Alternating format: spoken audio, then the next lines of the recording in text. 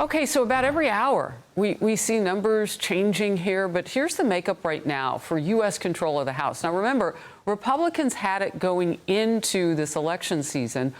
Donald Trump wins, president-elect now, and it helps some people, and others there, the voters decide.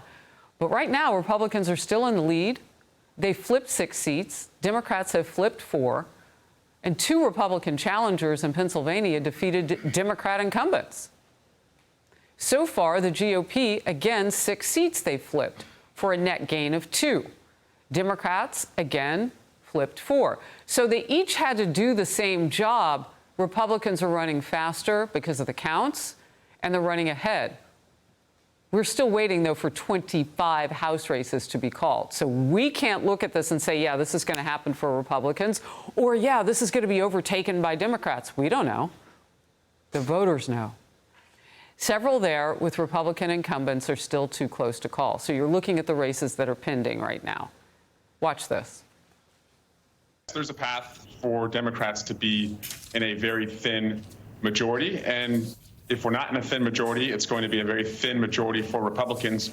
We know how that works. We were just in that, but we would much rather be in a position where the House can fence in the worst instincts of Donald Trump through our oversight and accountability measures by being in the majority. But we'll wait and see on it. Jason Chaffetz, Fox News contributor, former Republican congressman of Utah, and Focus with me now. So, Jason, just your first reaction to the 25 that are still have not been decided yet, too close to call. Well, shame on the states that take forever to actually count these votes. But above and beyond that, a lot of the Republican numbers, if not most of the Republican numbers, continue to get better. And they get better because Donald Trump was at the top of the ticket. Donald Trump was, has these coattails that just really help these House races. And so many of the people voted on the day of the election. Those numbers are much higher for Donald Trump than Kamala Harris. And so you have races like in Arizona, Dave Schweikert, who was behind, but now is up and ahead. He represents Scottsdale, Arizona. And so you have races like that where it just keeps getting better and better for the Republicans. Well, and when you look at the differential, which you just pointed out, the big thinking was, and you heard this word, cannibalized votes for Donald Trump, that people would big and bold for the first time in huge numbers vote early for Donald Trump, but that there wouldn't be enough of them left on Election Day to help him win. Well, that wasn't even close to being right. That was totally wrong. And there had a lot of people who decided day of. Donald Trump just kept getting stronger and stronger. Kamala Harris got weaker and weaker. I love that graphic I saw that showed that Kamala Harris, not even in not one county in the United States of America, did she outperform Joe Biden. And that's playing itself out now in these House races. Well, look, voters around the nation rejected Democrats' woke ideology as an example, but some schools apparently didn't get that memo. They're also going to just ignore the people's choice. There are reports that high schools and universities across the nation have canceled classes and provided safe spaces for students.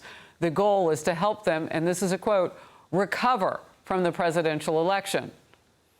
Well, this prompted a wave of criticism that these schools aren't preparing students for the real world. Georgetown University reportedly invited students to a self-care suite on Wednesday to recover from the stress of the 2024 presidential election.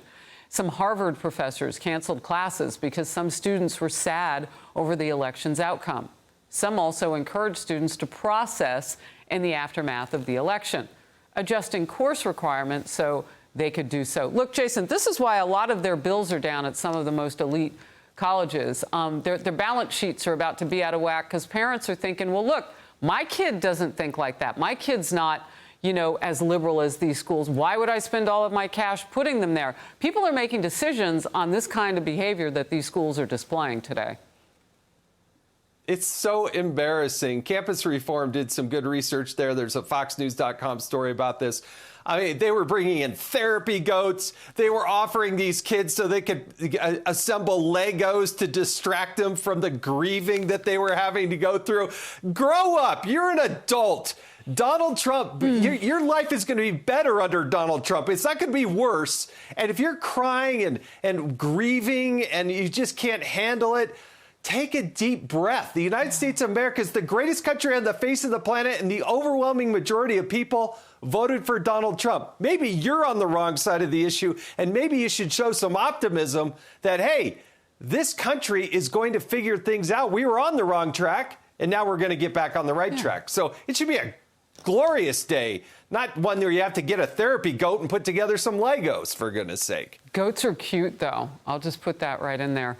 Look, the seriousness in all of this is that, Jason, and you and I talk about this with our families all the time, you have to be resilient.